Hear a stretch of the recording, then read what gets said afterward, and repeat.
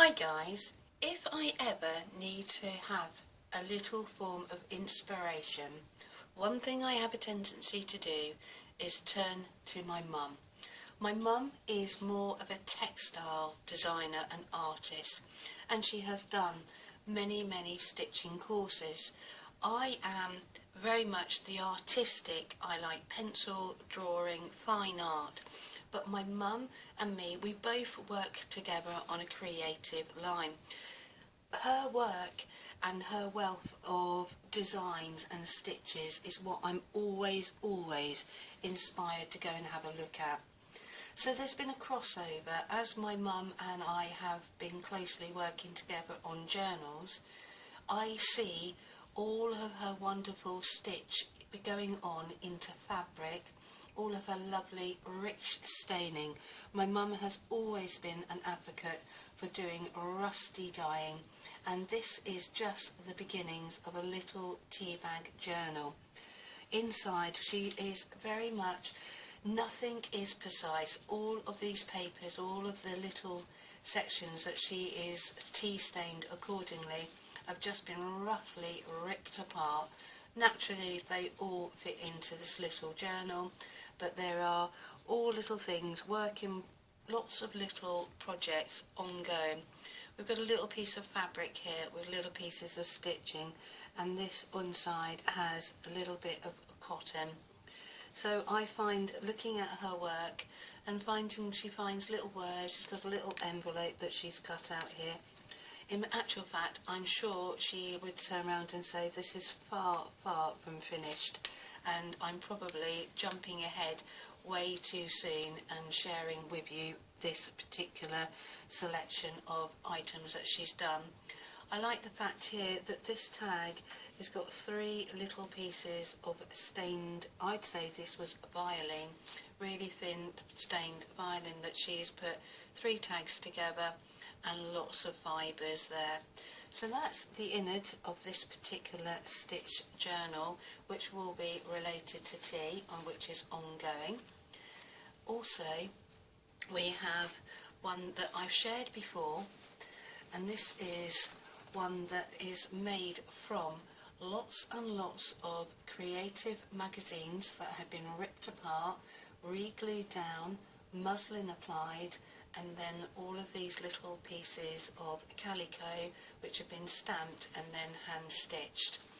And I know that she started to do some work inside this particular journal, which I haven't shared as of yet. So let's go inside, and you can see now this will take her, she'll dip in and dip out, and it's more of a mixed media journal. She's done some stenciling here, she's brought out the turquoise blue. She's used a stamp that I sent her from when I went on holiday.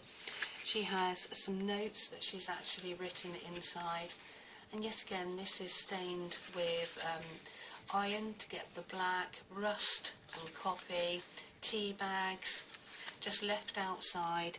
We've got a bit more, this looks like a run-off of a stencil here. She just tends to take this wherever she goes. If she goes off to a little art class, just a little bit may materialise. I know that this is shadow drawing of leaves when we went out to visit a lovely garden. Just 5-minute sketches has always been something my mum has always encouraged me to do, and sometimes I am more inclined to use my camera and take a photo rather than getting my pen and pencil out. And to be honest with you, there is a time and place for a pen and pencil, and also a time and place for photography, but there is no doubt about it that if you can have 5 minutes just sketching, it will always take you back. I love the fact that we've got like a charcoal and just a white gesso across here. Everything is just wonderfully rich with colour, already just begging to have decorations placed on top. And so this is obviously a stencil. We've seen this one further back in the journal, but and let's just see, this one obviously opens up and flaps back. It's really nice when you pick up somebody else's journal because you're not 100% sure how they put it together, so you just discover things as you flick through the pages. Yet again, more stenciling, but this with the white acrylic paint. We've obviously got, and I would turn around and say that my mum had a little bit left over when she was making the front cover here, because this is a tag which might be easier to see, that she's covered it with cheesecloth, and it's got a backing here. And I'm going to put that back into that recycled envelope, because most of this has just been junk mail that's come through. The letterbox is also another flap going on here, and I think we've got a few more sketches to share with you. There looks like there's 2 signatures in this particular journal, and I would just turn around and say this is like a drawing and notebook. More stenciling over a nice fabric little envelope, and then she's got another tag going on in here. Lovely rich colours. Considering I would keep it all muted if it was me, but I do like the fact that Mum adds a splash of colour into her work. Yet again, another part, all stitched with a machine.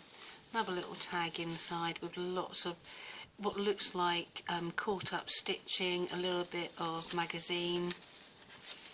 She will recycle, repurpose, like we all do time to time.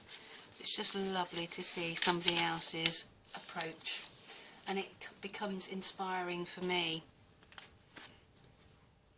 And then all the stitching on her butterflies here, here, and then this has just been stamped and then stitched.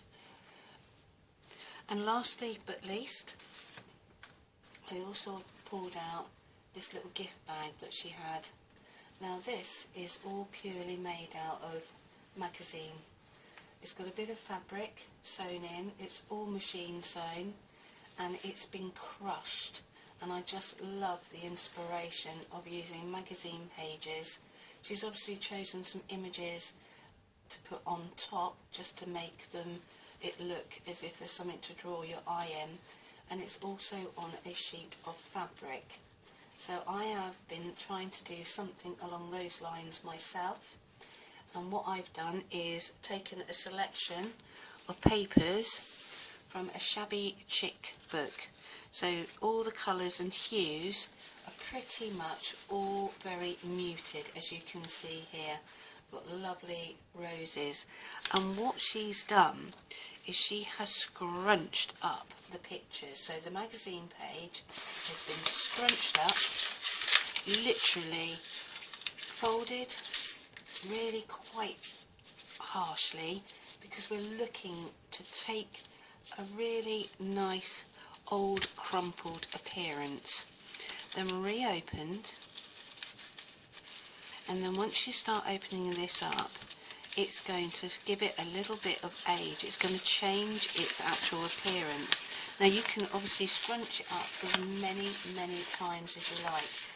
Depending on the magazine, the quality of the paper is going to depend on how it is going to behave once you've scrunched it up and then lay it flat. Now that's obviously given it a complete different contrast. You will see it even more effectively on the back. Can you see how that white? In my case, I did a bit earlier, and I scrunched this up and I put a bit of gesso, the white acrylic paint, and then I did some stamping over the top.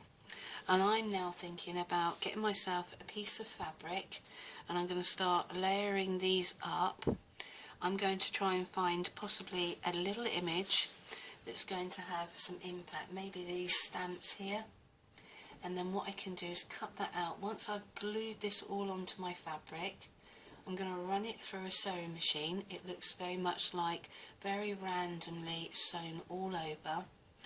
I'm going to find certain images to go down and yet again re-sew over the top, and we'll see if we can try and make a gift bag very much like my mum has out of a whole selection of magazine pages. There you go guys, I hope that was of some inspiration for you, and I'll catch up with you soon. Bye bye.